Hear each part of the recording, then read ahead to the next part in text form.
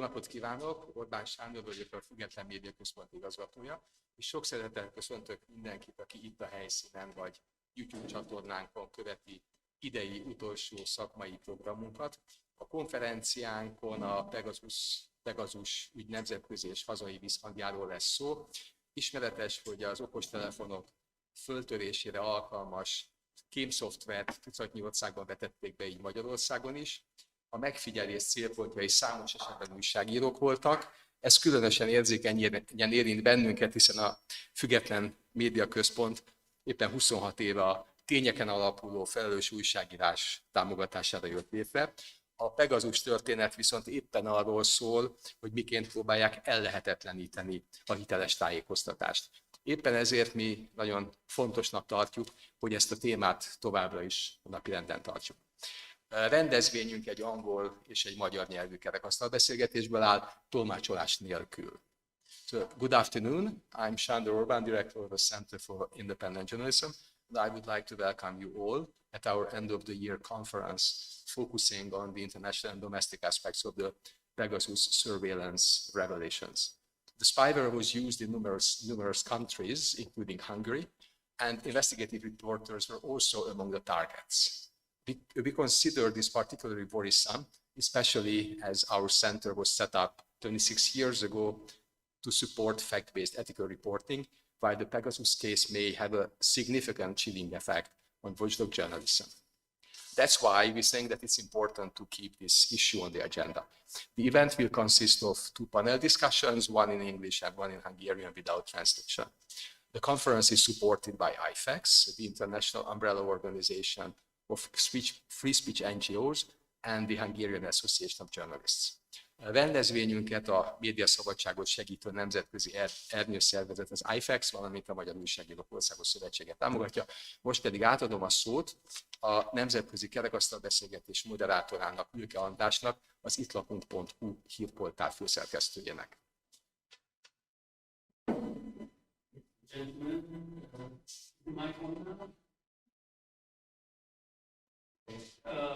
We are here to discuss the verification of spyware produced by NSO, the story company, is so worldwide. Like this.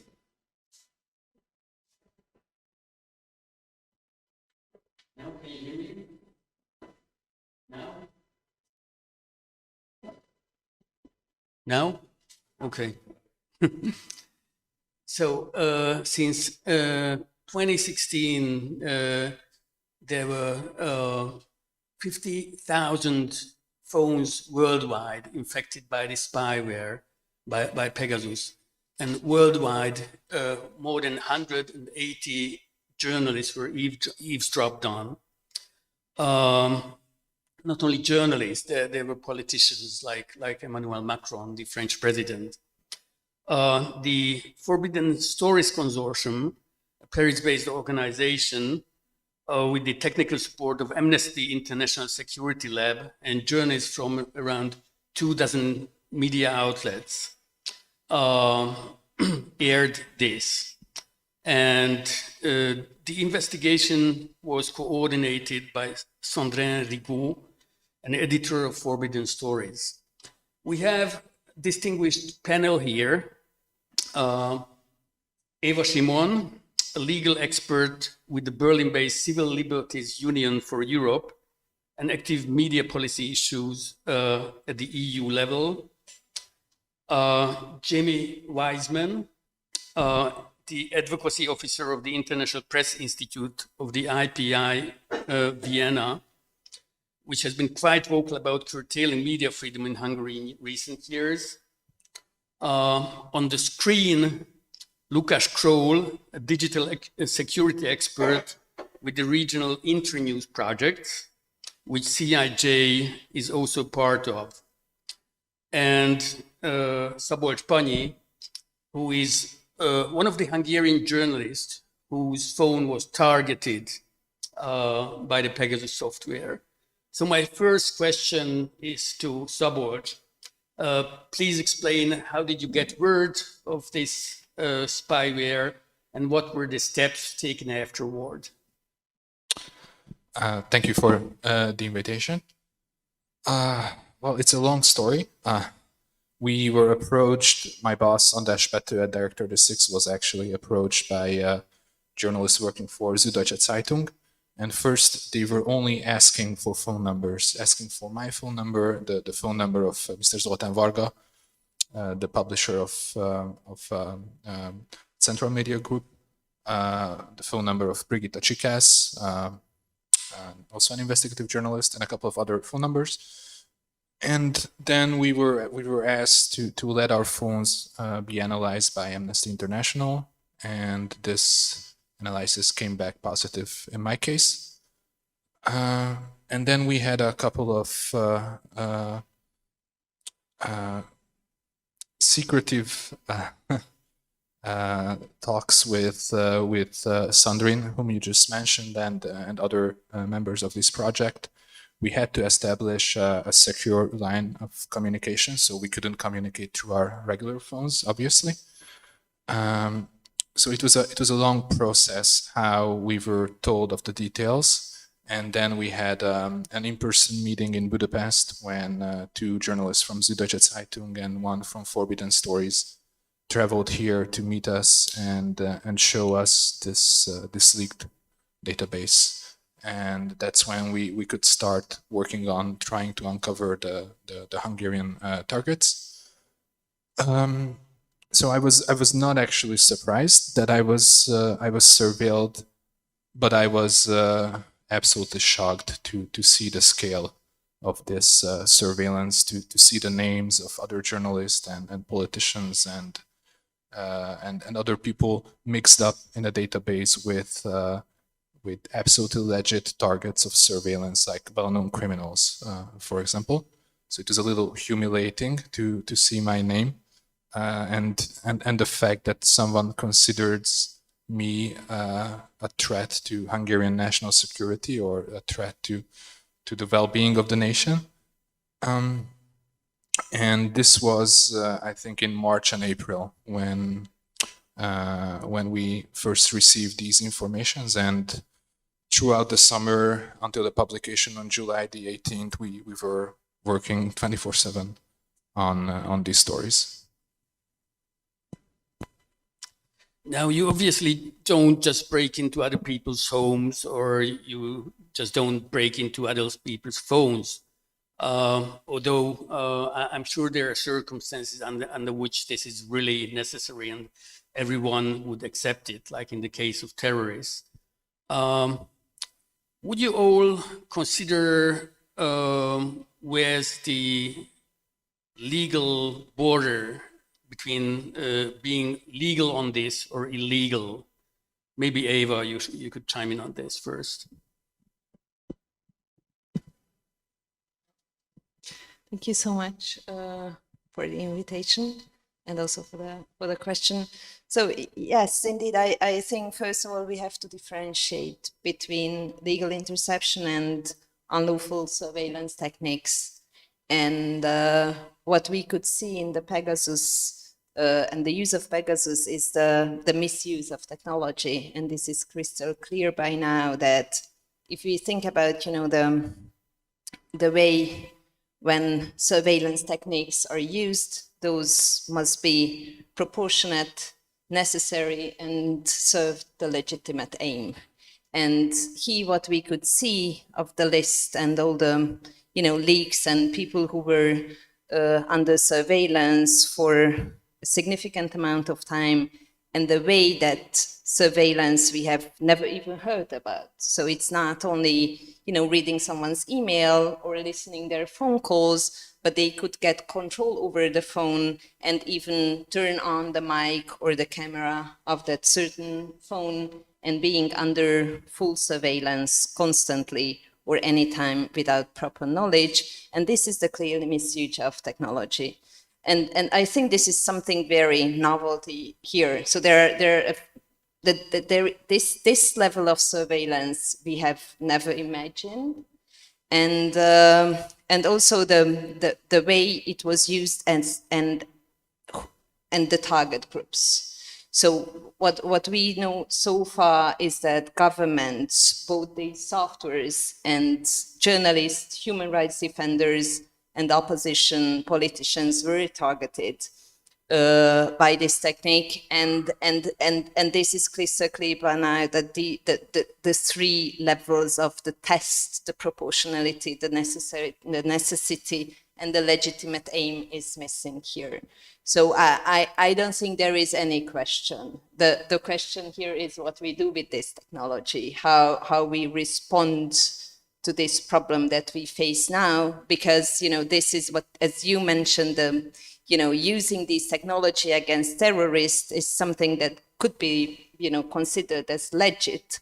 But here what we could see that even though governments are the ones who bought this technology, the technology itself is misused. So this was not a safeguard, that the spyware itself was only sold to governments, and it's interesting to see, you know, what kind of governments are using the technology. And I have to tell you that the list of the list of the countries and the governments can be considered either semi-authoritarian or just clear dictatorship.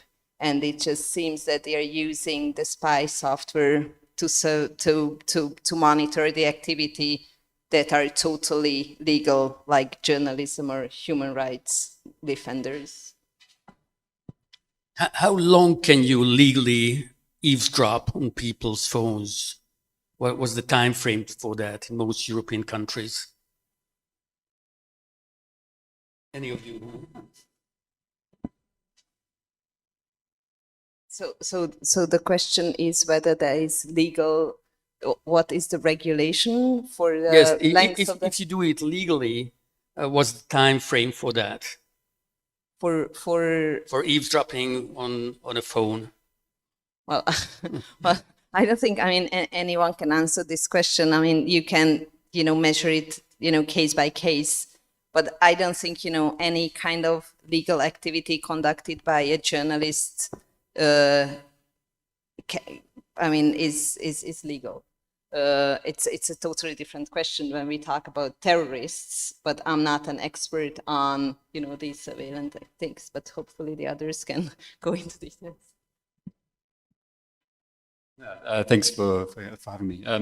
I think that's the point, that surveillance of journalists, it's not legal or illegal for a certain amount of time or not, it's illegal, absolutely.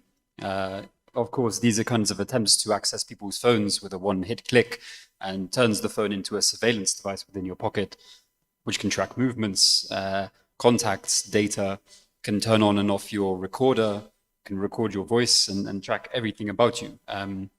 So obviously with journalists, it's aimed primarily at understanding who sources are, getting ahead of stories, understanding what media outlets are writing about what topics. And you know, this has major implications for source confidentiality and for journalistic privacy, both of which are protected under Article 10 of the European Convention on Human Rights. I've already said that there are some legitimate targets for this use of technology, of course. NSO explicitly sells its technology, or it says it does at least, to states which will use it for fighting terrorism, serious crime, organized crime. That's what this is supposed to be used for.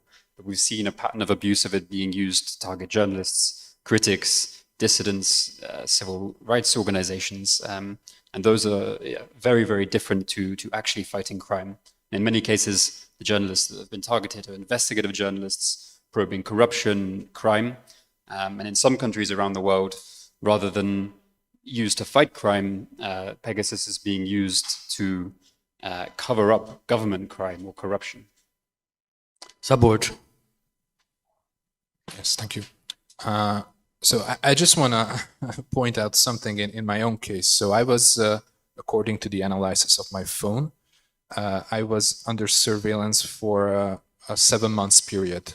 It doesn't mean that it was like live surveillance for 7 months. They were breaking into my phone like every other week or so, but for 7 months.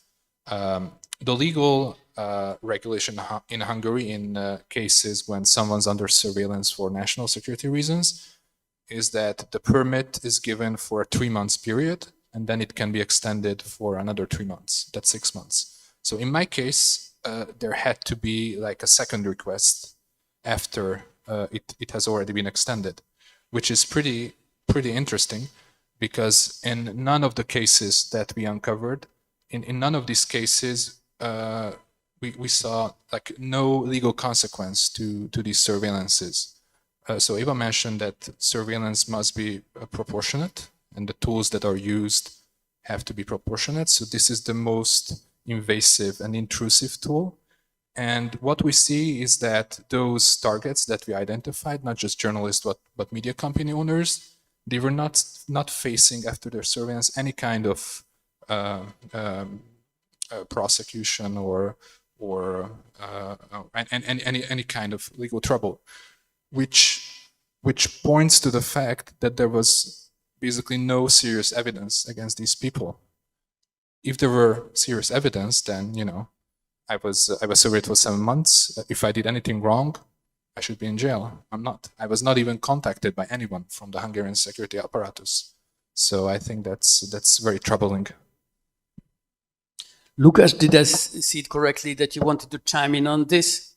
Yes, a couple of very quick things, because I think that one of the things that we talked about, corruption, was mentioned. And one of the things which I've been looking at with quite some interest, first of all, maybe a very quick introduction. Hi, everybody. I am Łukasz. I work as a digital security trainer for journalists for Internews, a global media support NGO. And I'm very, very sorry that I can't be here in person today, unfortunately.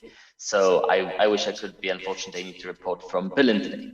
But for me, the really interesting thing is also the link actually between corruption and potential abuse of such spyware, right?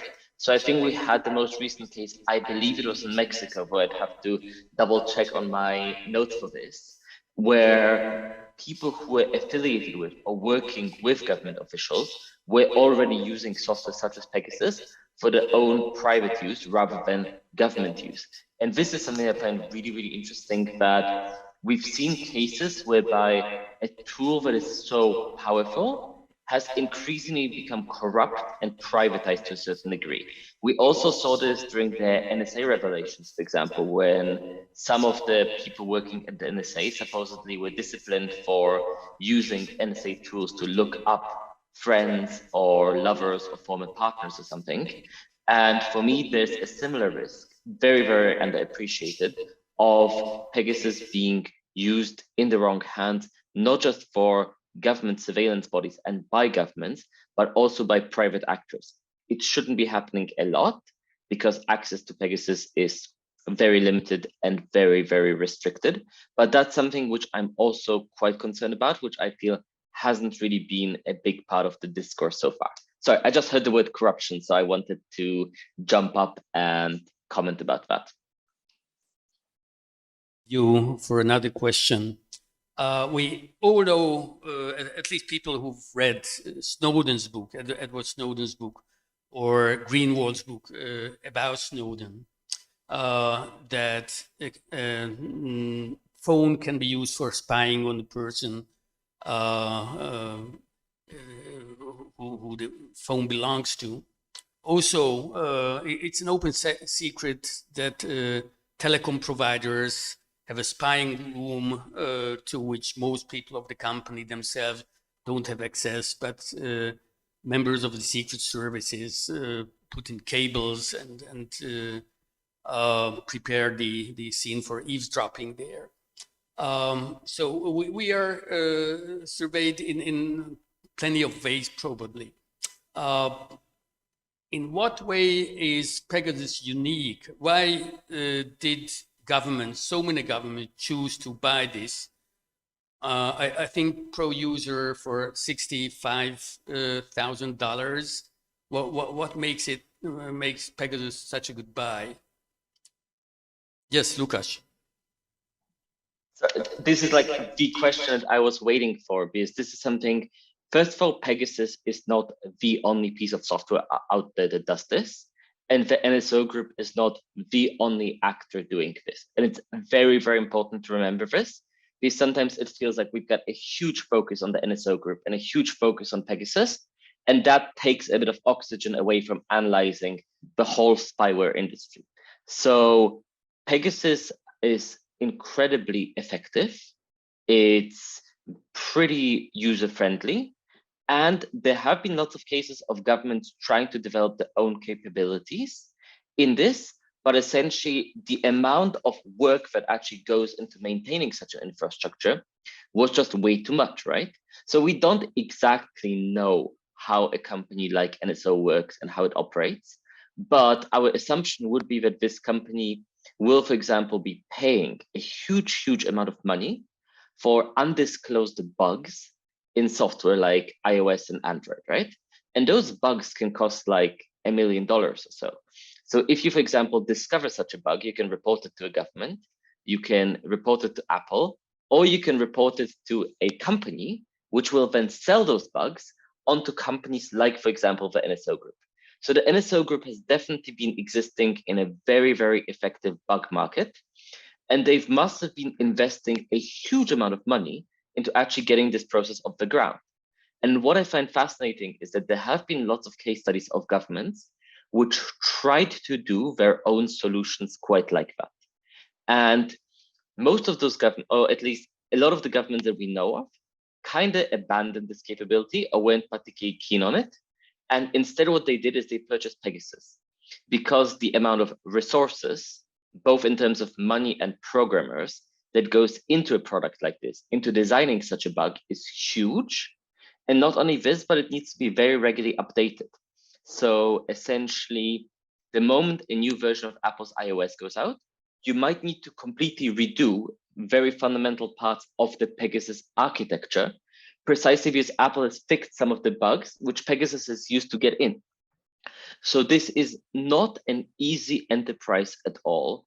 It's very huge amount of resources are given to first purchase information about the bugs, secondly, get the programming talents to connect those bugs, and finally to deploy them.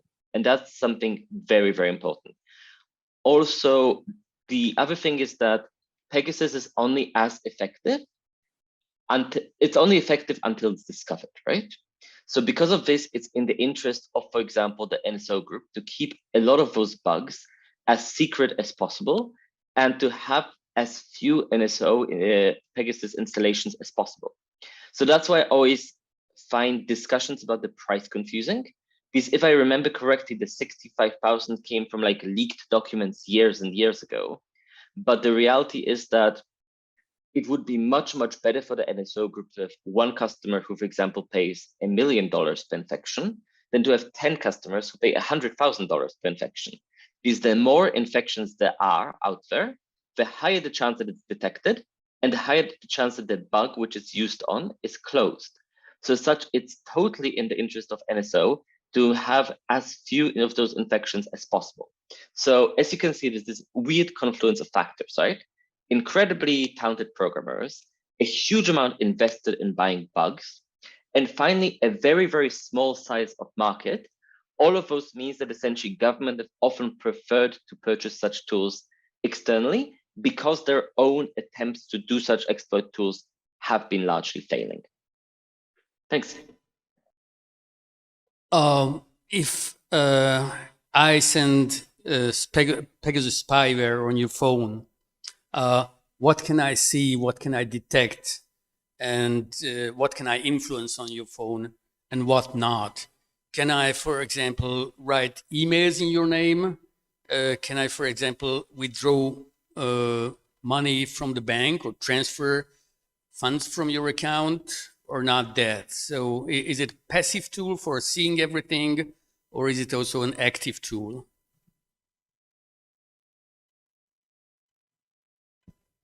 Well, if nothing, no one else wants to chime in, then Lukas, please. No, I just wanted to say that anytime you have a surveillance system, you want the surveillance system to be undetected for as long as possible, right? So if, for example, I put a microphone in your house, then it's probably not much use to me if you detected the microphone is there after a single day. I want the collection to be as passive as possible because that's the best way for it to remain undetected. So for example, even if an attacker could do stuff like send emails or withdraw money from your account, it wouldn't make sense because then those tools would be very quickly discovered. And for example, the journalists who are affected would start switching out the smartphone or something, right?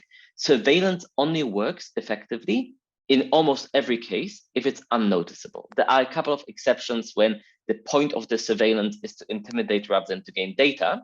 But if you are doing surveillance in order to get data, then you want your surveillance to be as passive, as quiet, and as undetectable as possible. Thank you.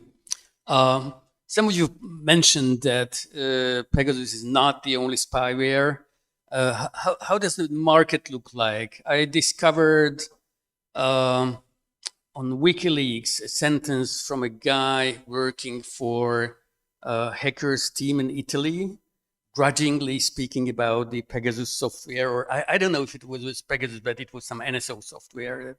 They know everything what we can do, except that they come in nice, colorful display. That's from 2016. And the American Department for Commerce recently blacklisted some firms, also from Israel, which seems to have the same owner background as NSO, but also a firm from Russia and from other countries selling spyware on the market. So I think, Jamie, you could take this.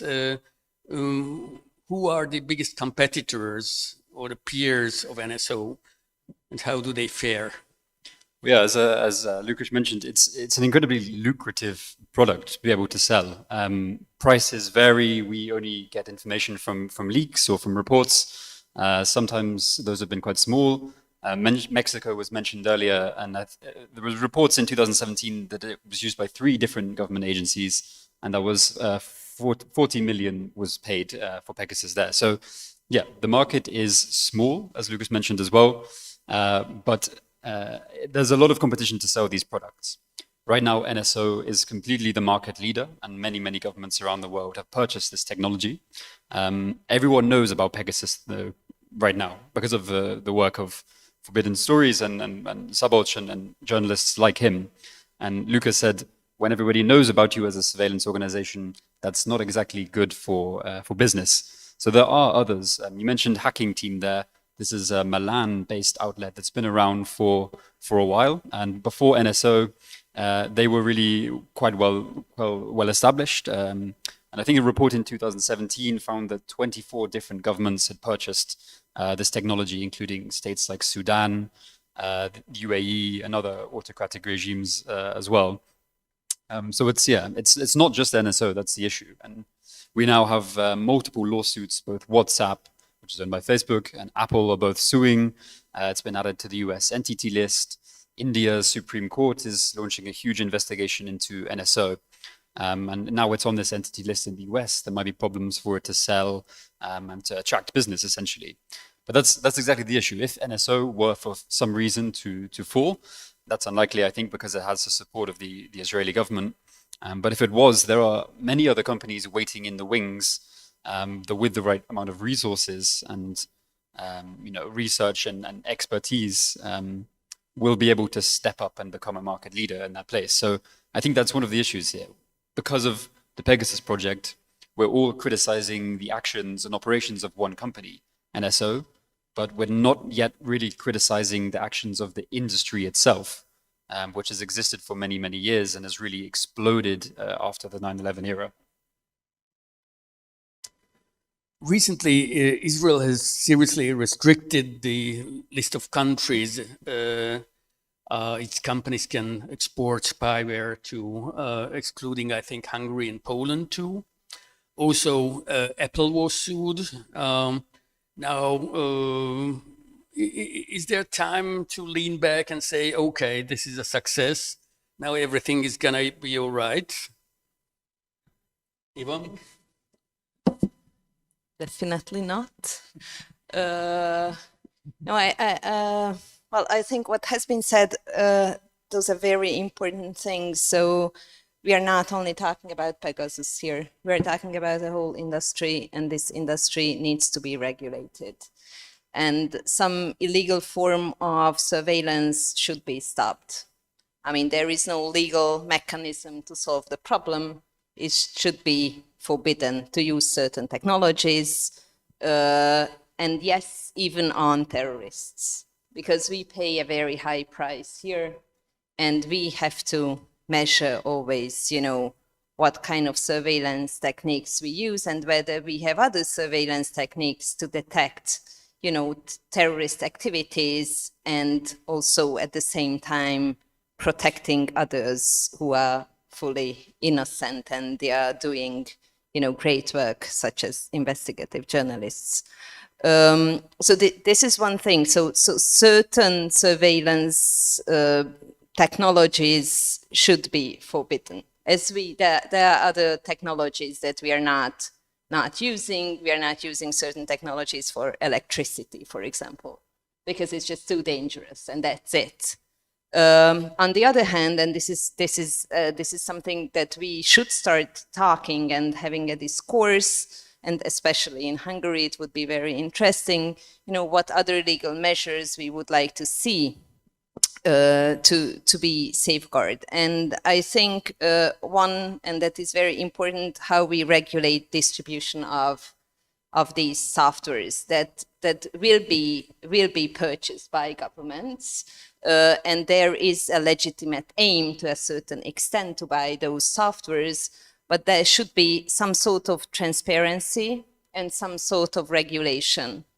What we would also need is some sort of oversight and independent oversight that is missing from the whole system. So when there is a purchase and there is a decision, then these decisions should be regularly, you know, oversight by an independent body, and not only oversight, but also enforcement is very important. And enforcement, that is something is totally missing here. So what are the legal consequences? What are the legal consequences of a legal and of an illegal surveillance technique? Do we have any kind of remedy for the victims? Did anyone ever reach out to you? Because, you know, this is a privacy implication, and there is serious privacy implication. We all have our bedrooms and we all have our bathrooms, and we don't want anyone to be in those places except for those who are invited. And I think legal remedies here, because it's privacy and also free speech are at stake, and not only the privacy of the ones who are eavesdrop, but also friends and family and colleagues and sources and so many others whose privacy is also concerned by such a technique. So I think these four elements, so regulation of distribution, the independent oversight, remedy for victims, and also the legal sanctions are the ones that should be discussed and should be considered as an important next step. So this is an opportunity now. We have Pegasus out on the table. There are so many others. There will be others coming up. We are pretty sure about it. So there is something that we should start a discourse about, you know, possible legal next steps. Yeah, if we could just follow up to that one. I think to the question of whether we can kind of relax a little bit now, would echo absolutely not. I think as long as there are governments which have an aim to control information and to have a power over information, they will be private companies sitting in the wings ready to supply this kind of technology to them. And as long as these companies exist in a deregulated or unregulated market, and most importantly are driven by a profit motive rather than a legitimate concern for human rights, then they will be able to continue to sell this technology to these governments. So yeah, then the question becomes, what can we do about that? And Eva mentioned that's regulation. For many years now, there have been calls for global moratorium on the sale and transfer of spyware technology. But that's largely fallen on deaf ears, even though it's been raised at the EU level, the UN level. Nothing major really has come at the international level yet. In the world, the most kind of, I think, strong regulation exists here in the European Union. In September, the recast dual-use regulation, a very long-winded term, but essentially it's a regulation which controls the sale and trade of these kinds of technologies within the EU. Then you would ask, okay, so how is this still happening and it's being abused in Hungary? But this year, the EU managed to strengthen this regulation. And it will mean that all individual member states under the directive should have to provide information to the European Commission about who they're selling this kind of technology to. And this dual use idea is, if it's a tool which is used in both civilian and military forms, so that's the dual use, such as Pegasus spyware. So they would have to share information. Once a year, the Commission will then produce a report outlining the findings. And the kind of number of technologies that are included in this regulation have been expanded as well. All of that together should really lift the lid on which member states are using, developing and selling this technology. So it is a big step forward, and yet I think there are some real issues here as well. Two key ones. The first is that with just an annual report, this market is really fast changing. So it's not quite the full transparency that civil rights groups, journalists would need to understand shifting trends here about who's buying what and who's selling what. So IPI, we've pushed for, with other organizations, a 6-month report just to kind of increase this transparency. But the biggest one is that this regulation comes with exemptions for member states, and exemptions can be national security issues or commercial rights. So it's essentially a get out of jail free card for any government which doesn't really want to reveal that they're using this technology or that they've bought it. So until those two issues are solved, this regulation, while a big step forward, it's really kind of going to lack teeth. And then, of course, okay, we have this at the EU level, but we need it at the global level where the really bad abuses of this technology are happening. When speaking about the legal framework, obviously the question of responsibility comes up. Who do you think is responsible basically for using this spyware? Is it NSO, the company? Is it the owners of NSO? Is it the Israeli government? Or is it the national governments who bought spyware from NSO? Or maybe all of them? Yeah, I mean, responsibility, of course, can be shared amongst all of these different actors. Companies like NSO exist to make money, selling their technology to different governments. And until there's regulation, they will continue to do so, because as we've said already, it's incredibly profitable. The Israeli government plays some role in allowing who gets to buy this technology. NSO says, of course, that it does extremely strong due diligence and research into which governments it's selling to. Critics would point out that it sells to states like Saudi Arabia or UAE, where we all know that abuses are going to happen because of a lack of oversight and regulation and strong watchdogs within those countries.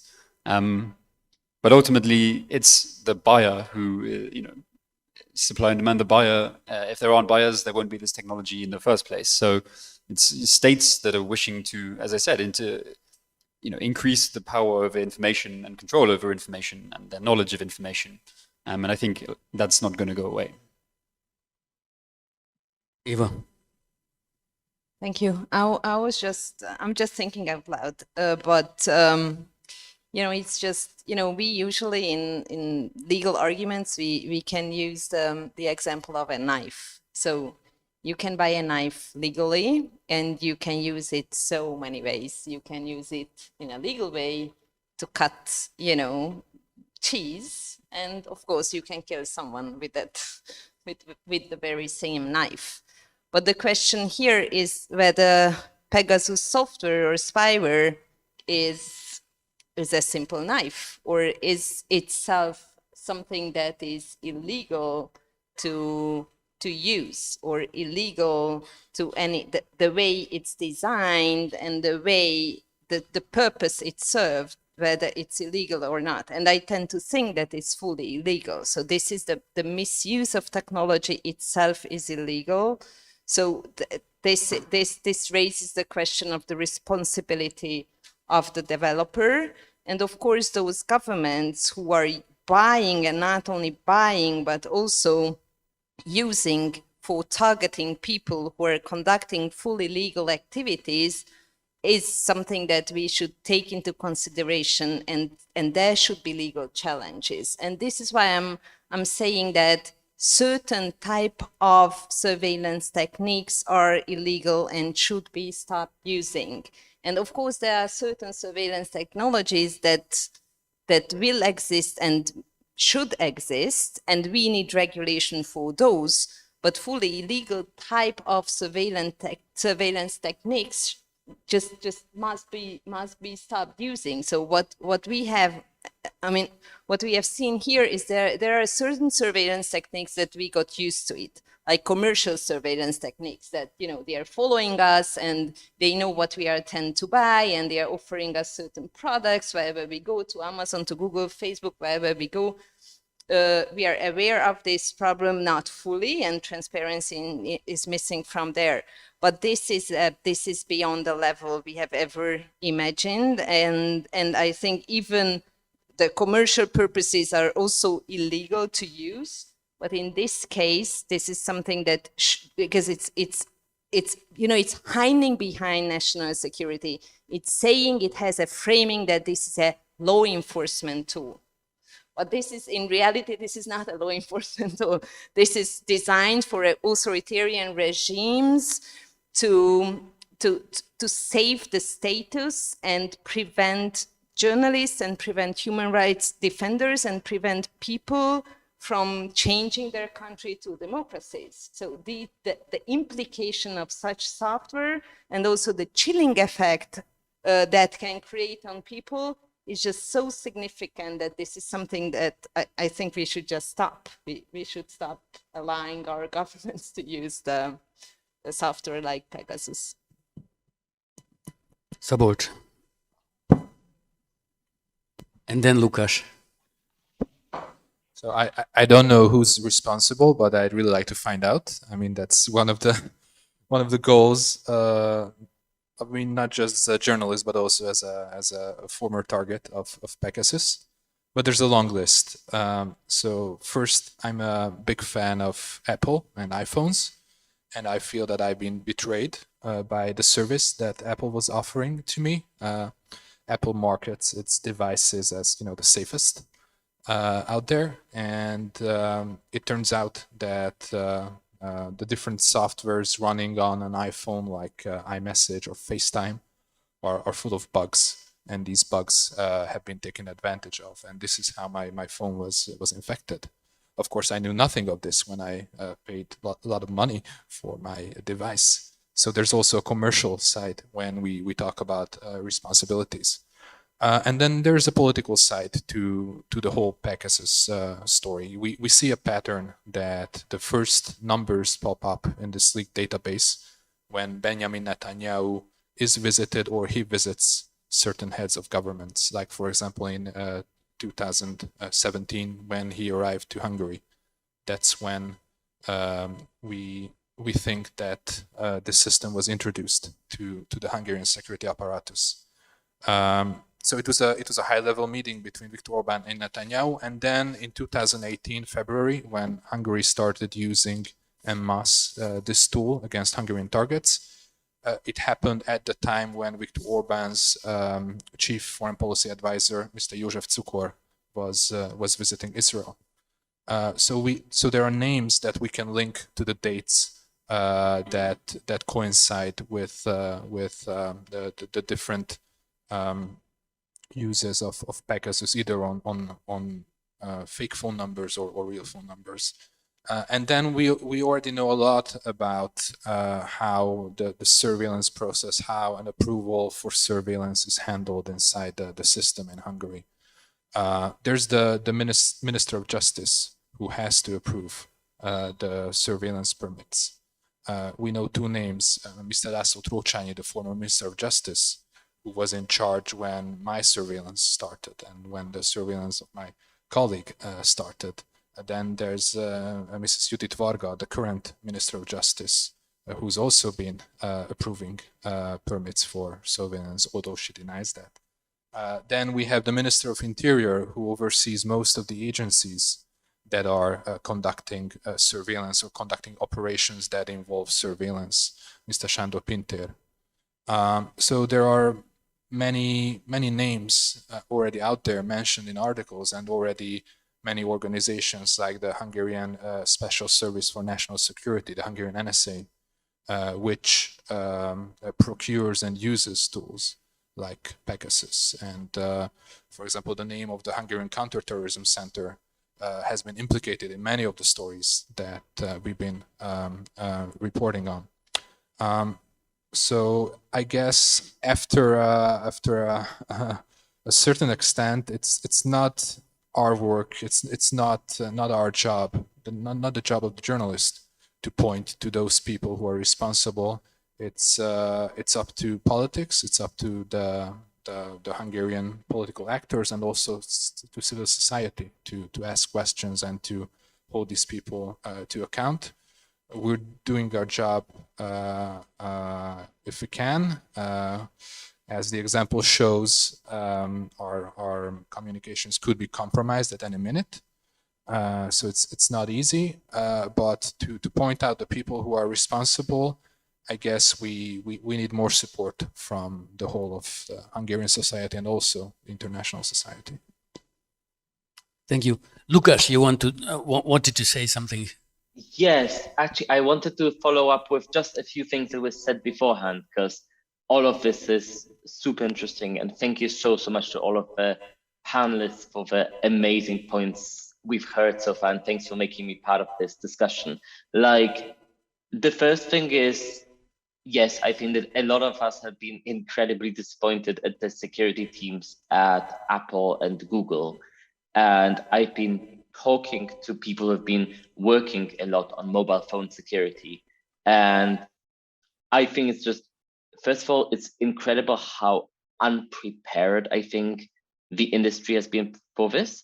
So essentially the industry has been incredibly ready for deflecting a huge amount of attacks. And I think that software right now is in many ways very, very secure. It's just that nobody really was ready for incredibly sophisticated attacks on such a large scale like Pegasus, right? Because software is just incredibly complex. And it's not that like all software has bugs and all software has flaws. And the issue with Pegasus and with the NSO group was that they were just able to throw such an incredible amount of resources at finding those flaws and exploiting those flaws and exploiting those bugs. And I think that this is something that must be like, it is definitely cat and mouse game between technology companies and the NSO group. But this is also, I think, a case where it takes monumentally more resources in some cases to defend than to attack. And it is a very, very difficult cat and mouse game. And the second thing, actually, with regards to regulation. So there was this interesting conversation because Germany, for example, tried to do its own state Trojan. And based on the available data so far, I believe that they've given up on it. But they are now launching their own Pegasus instances. At least they've shown interest in purchasing them. I don't know if they will cancel it now or not, but they've shown interest in purchasing it. And the really interesting thing is that some people almost saw the involvement of democratic governments in here as a bit of an opportunity.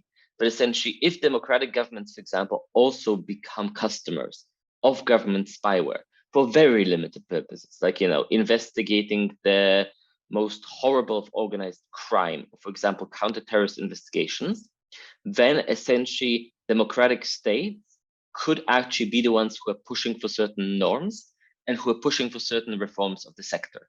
So if, for example, France or Germany need something like Pegasus to, for example, investigate some of the worst organized crime out there, then the argument goes, they could, for example, use the market influence to put pressure on the NSO group and something like, we will only buy from you if you keep to those actual human rights norms. There are a couple of issues with this approach, because you'd still be sending a huge amount of money to the spyware suppliers. And the second one, given how sophisticated of a product it is and how few suppliers there are of that industry, you don't really know if there's enough market choice to actually be able to exert market pressure.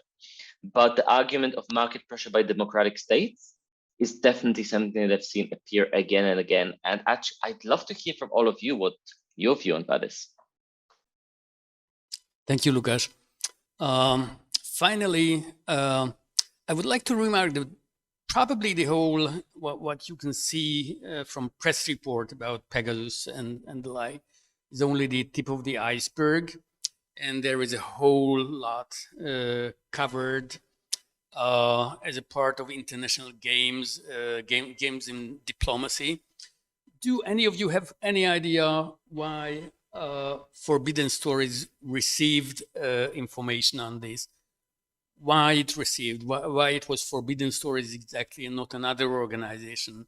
Why now? So do you have any idea about the international diplomatic context of this whole Pegasus scandal?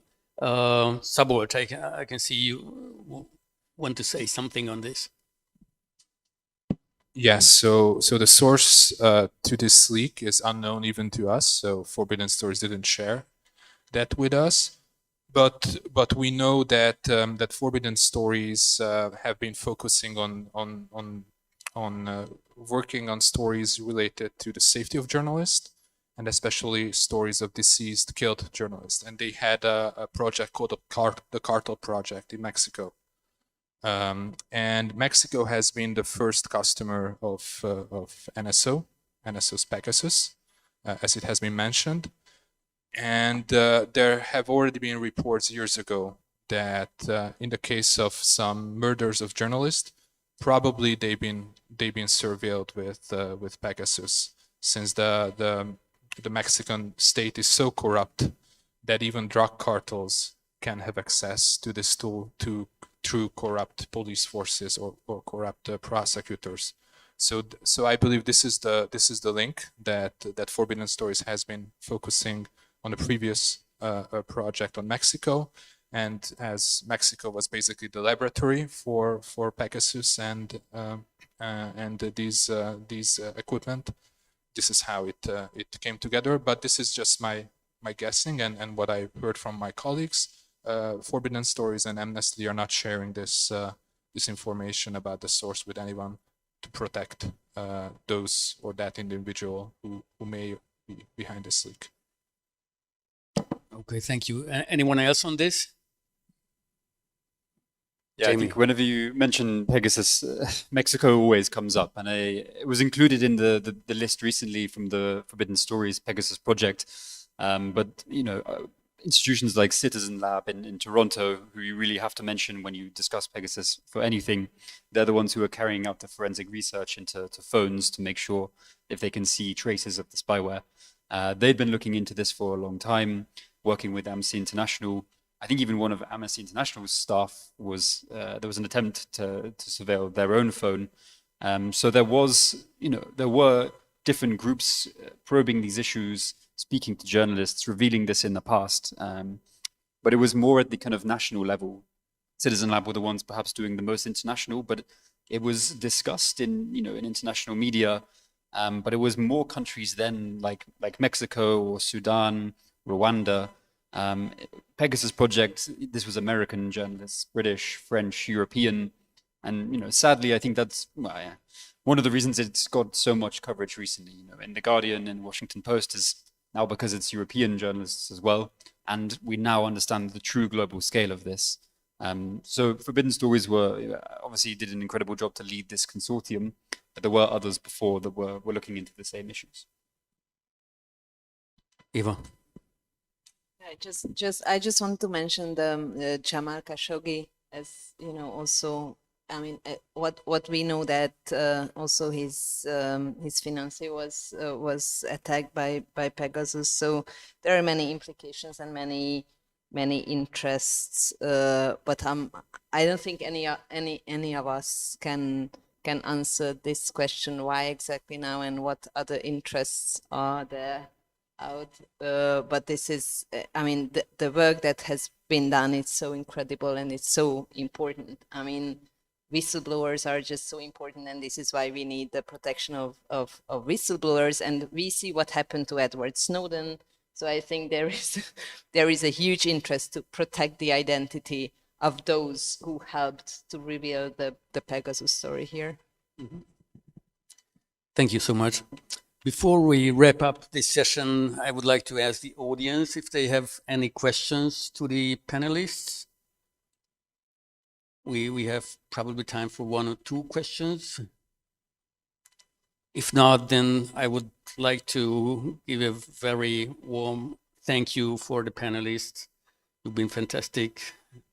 Thank you for taking part in this and answering the questions.